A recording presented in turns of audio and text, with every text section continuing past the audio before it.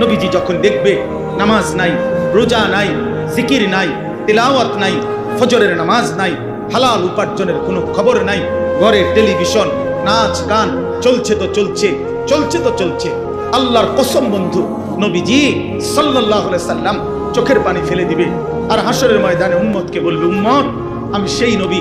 23 বছর যেই নবী তোমাদের জন্য সারা রাতও আমি এশার নামাজের পরে দাঁড়িয়ে ফজরের আজান পর্যন্ত আমি চোখের পানি ফেলে তোমাদের জন্য আমি আল্লাহর কাছে মাগফিরাতের দোয়া করছিলাম।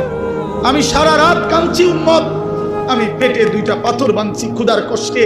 আমি তায়েফের রক্তে আমার শরীর এই পরিমাণ রক্ত ঝরছে,